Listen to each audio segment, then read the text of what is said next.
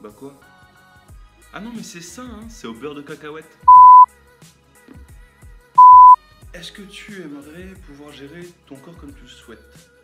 Perdre du poids quand tu le veux, prendre du poids quand tu le veux, être en bonne santé et t'éloigner des maladies. Ce sont là toutes les promesses d'une alimentation saine. Et ça tombe bien parce qu'aujourd'hui c'est le sujet qu'on aborde. Yo, c'est Fit Batman. On se retrouve avec mon petit thé dans mon garage et on va parler d'alimentation saine. Tout d'abord, pour toi, c'est quoi une alimentation saine? Note en commentaire ce que toi tu penses d'une alimentation saine, ce qui pour toi la définit, la caractérise. Moi, pour moi, une alimentation saine, et c'est tout simple, c'est une alimentation qui te veut du bien. Un McDo, ça ne te veut pas forcément du bien. Ça va te combler au niveau du plaisir sur l'instant, mais sur le long terme, ça ne te veut pas forcément du bien.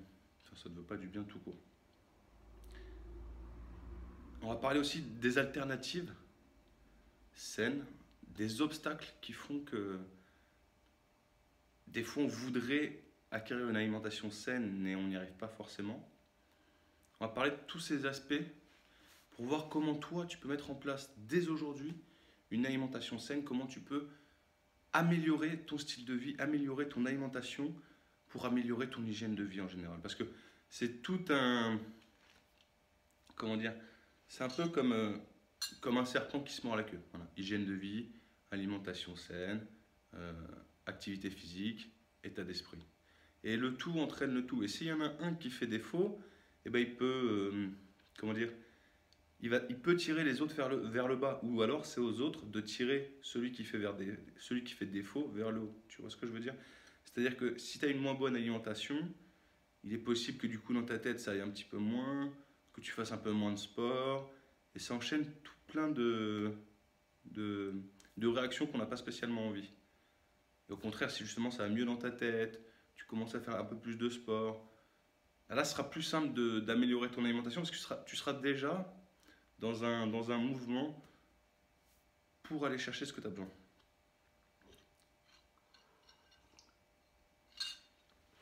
Alors comme je te le disais, une alimentation saine, c'est une alimentation qui te veut du bien. C'est tout simple. Toi-même, tu sais déjà ce que c'est aujourd'hui, comment définir une alimentation saine, j'en suis sûr. Des végétaux. C'est une alimentation saine, c'est une alimentation riche en nutriments, riche en vitamines, riche en minéraux. Tu consommes des antioxydants. Je t'invite à faire des recherches là-dessus. Parce que c'est pas le sujet, on va pas parler d'antioxydants, je vais pas te parler de tous les polyphénols et tout ça, c'est pas le but, et puis c'est trop compliqué. Je me dis que si je te parle de molécules et tout ça tout de suite, bah, tu vas pas forcément comprendre la surface. Et le plus important, c'est de comprendre la surface, de comprendre le plus intéressant au jour d'aujourd'hui. Après, quand tu évolueras par la suite, quand tu acquériras de nouvelles connaissances, là, tu pourras améliorer les connaissances que tu as déjà. Et c'est ce qu'on va faire en fait. C'est ce qu'il faut faire tout le temps. Apprendre quelque chose, l'améliorer, ou améliorer ce que tu as déjà. Tu vois, pour moi, c'est le plus intéressant à faire, le plus intéressant à mettre en place. Alors, on sait plus ou moins tous qu'avoir une alimentation saine, c'est bon pour la santé, c'est bon pour l'énergie, c'est bon pour améliorer l'état de forme. Mais tout le monde ne met pas en application les bons conseils qu'il a dans sa tête. Pourquoi? Parce que l'homme adore complexifier la chose, adore rendre les choses simples, compliquées. Comme ça, quand il y arrive, il a un sentiment de réussite plus important, je pense. Et puis s'il n'y arrive pas, bah, c'est compliqué. Donc du coup, voilà, bah, tout le monde complexifie aussi les choses. Il faut simplifier ce que tu fais. Il faut simplifier et le définir simplement. Donc voilà, une alimentation saine, c'est une alimentation qui te veut du bien. En partant de ce principe, des frites, ça ne te veut pas du bien. Pourquoi? Tu le sais. Qu'est-ce qu'on peut avoir d'autre? Des McDo. Après, les burgers, tu peux les faire toi-même. Tu sais déjà les aliments qui ne te veulent pas du bien, les produits industriels, les sucres raffinés, les aliments à indice glycémique haut. Sauf, ça dépend de comment tu les prends, quel est l'objectif et tout ça, j'en parle dans la vidéo là ou par là. Il y a plein de petits trucs. En fait, c'est ça, il faut agir sur des petites choses pour révolutionner ce grand truc qui est au-dessus. Ce qu'il faut prendre conscience déjà, c'est les blocages que tu peux te mettre en vue d'atteindre ton alimentation saine. Qu'est-ce qui aujourd'hui te bloque? Peut-être que tu n'as pas les connaissances nécessaires culinairement parlant, en cuisine. Peut-être que hormis des pâtes, tu sais pas trop quoi faire d'autre.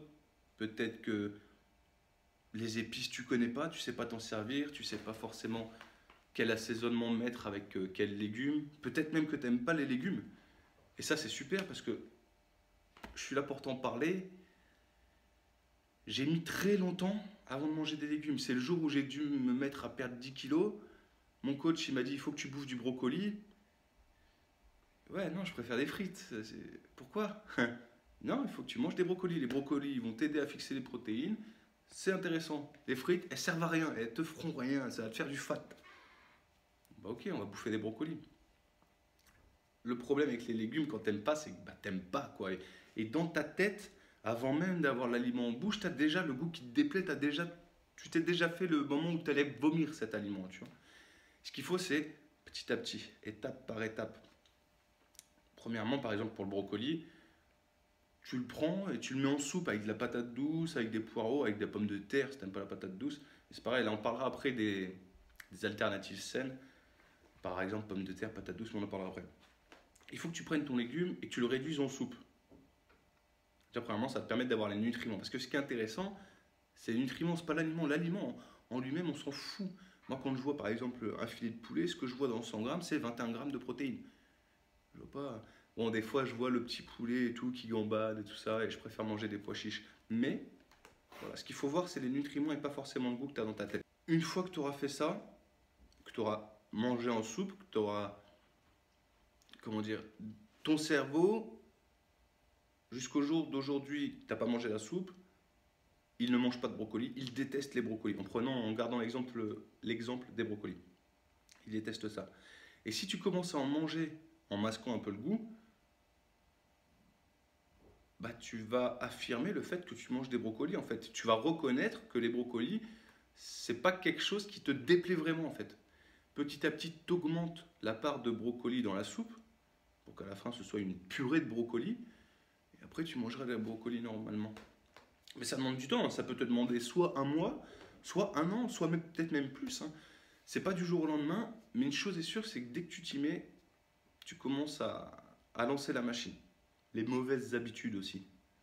Ça va venir te mettre des bâtons dans les roues dans ta quête d'une alimentation saine.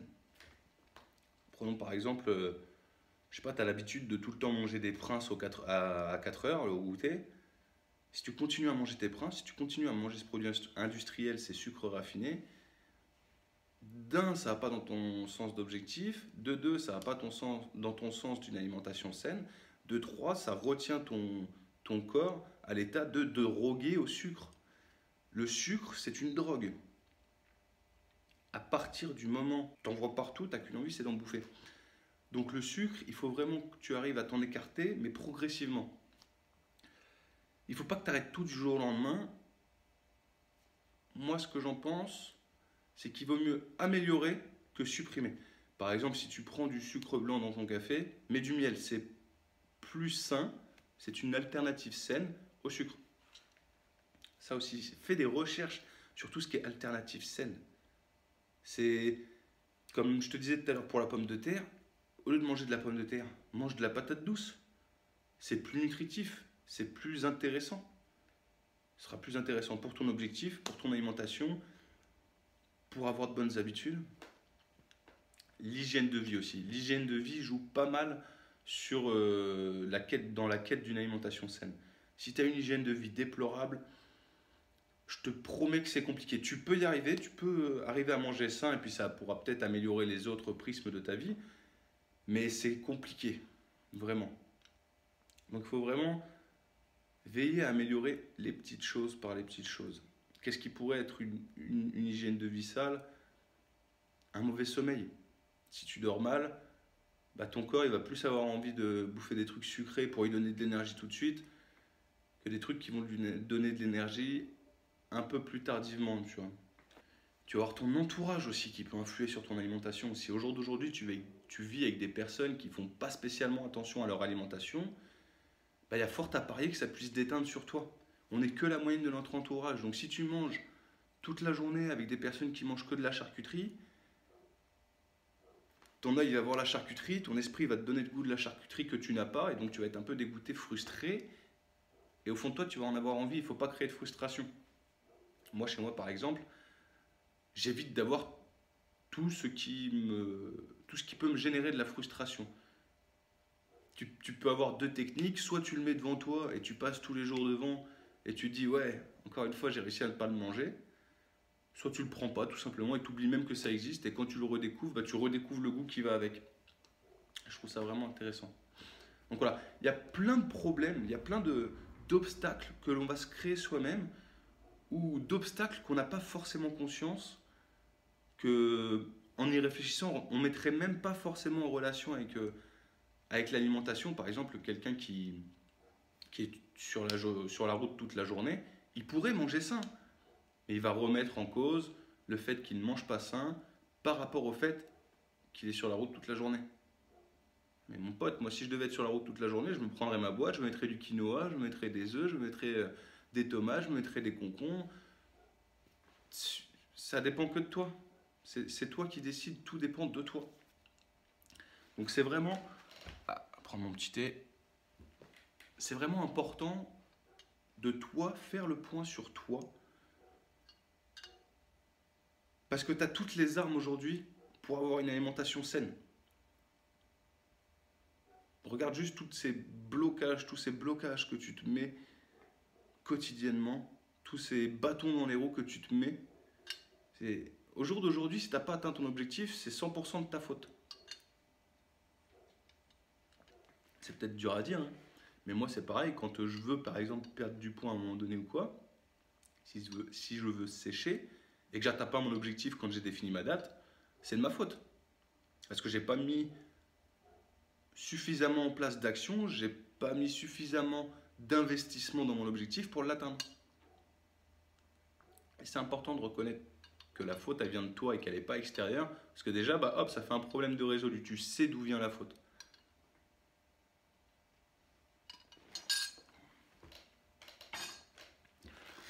Alors t'aimerais peut-être que, comme c'est le thème d'aujourd'hui, c'est assainir son alimentation, t'aimerais peut-être que je te parle des oméga 3, que je te dise que les oméga 6 c'est de la merde, alors que généralement on remet en cause les oméga 6, mais ce qui remet en cause c'est le ratio des deux, oméga 6, oméga 3, parce que les oméga 6 ont leur intérêt aussi dans le fonctionnement du corps.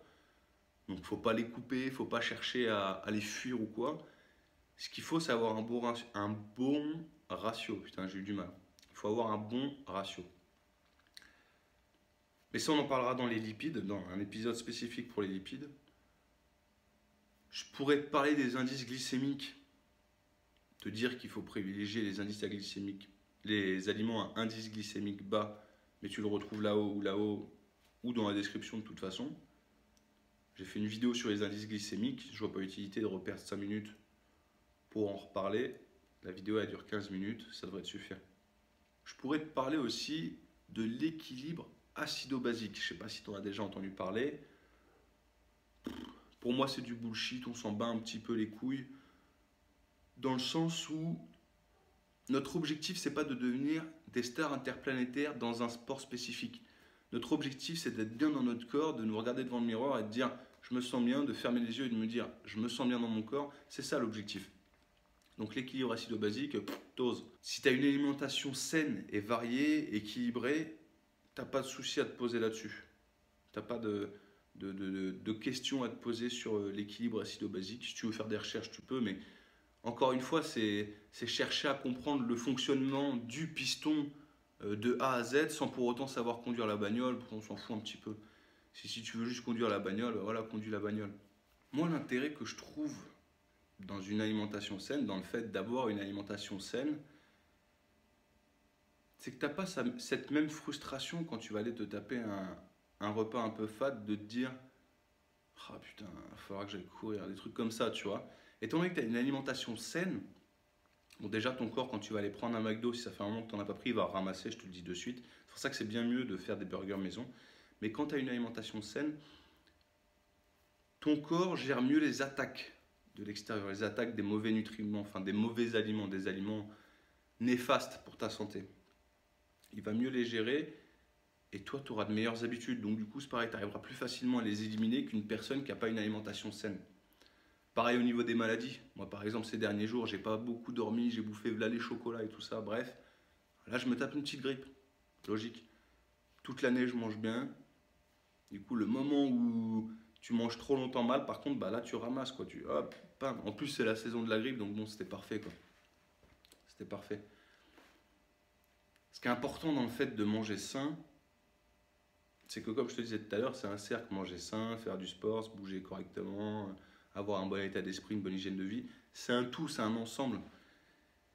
Et si tu n'as pas cet ensemble pour faire la fondation, tu ne vas pas pouvoir évoluer et grandir. Tu vois ce que je veux dire? Donc c'est vraiment important de mettre en place une alimentation saine dès maintenant. Ce que tu peux faire par exemple, c'est prendre tes plus grandes habitudes. Par exemple, tu bois beaucoup de café, changer ton café pour un café bio par exemple, si ce n'est pas déjà le cas. Bio, ça ne veut pas forcément dire que c'est sain, mais bio, ça veut dire que c'est plus sain que le non bio, parce qu'il y a moins de pesticides.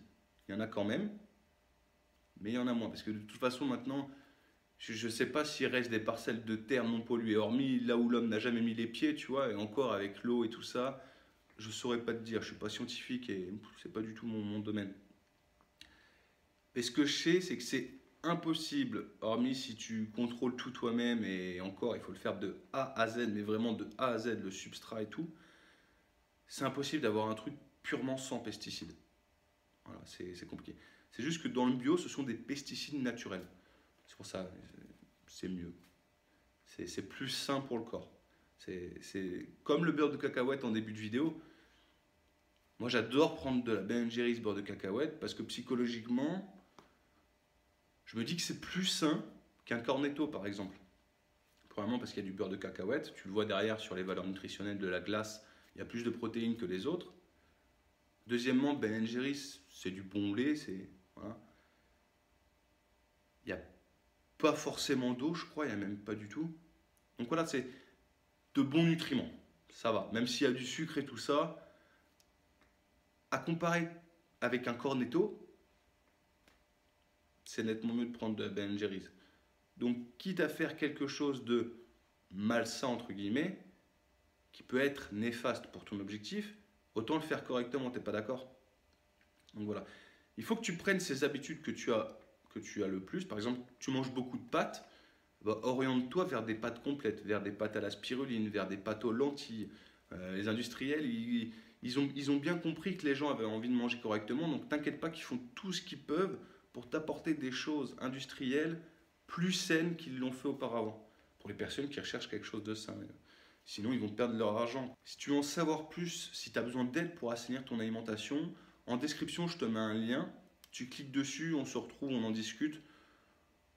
On parlera de ton projet. On verra ce qu'on peut mettre en application dès maintenant. Ce qui peut être le mieux pour toi, parce que là, je m'adresse à toi, mais je m'adresse surtout à un panel d'auditeurs, je m'adresse surtout à une communauté, je m'adresse surtout à plusieurs personnes à la fois qui vont me regarder.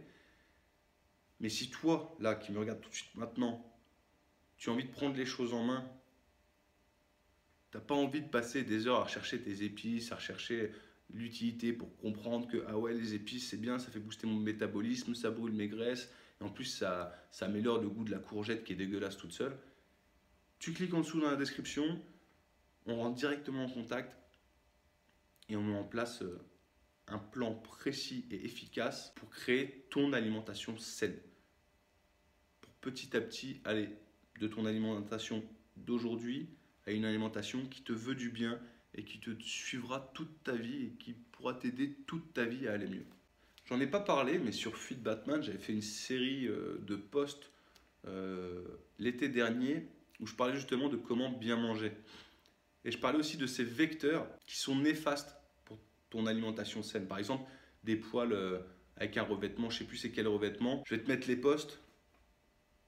Il y a des poêles, il y a des ustensiles, il y a des boîtes en plastique qui font que ça dégrade la qualité saine de tes aliments. C'est néfaste. Pour ça, Je vais pas te demander de changer toutes tes poils, tu vois, mais sache-le. Petit à petit, ça transporte des composés néfastes. Il faut le savoir, c'est important. Voilà, je pense qu'on a vu en large ce qu'était une alimentation saine. J'espère que tu as une meilleure idée plus précise de ce qu'est une alimentation saine et que tu as obtenu des pistes sur comment l'améliorer, parce que je ne suis pas là pour te vendre une formule magique pour te dire tiens, tu fais ci, tu fais ci, tu fais ça. Je suis là plus pour te faire te questionner, pour que tu aies la réaction suivante qui est ah ouais, je peux faire ça aussi.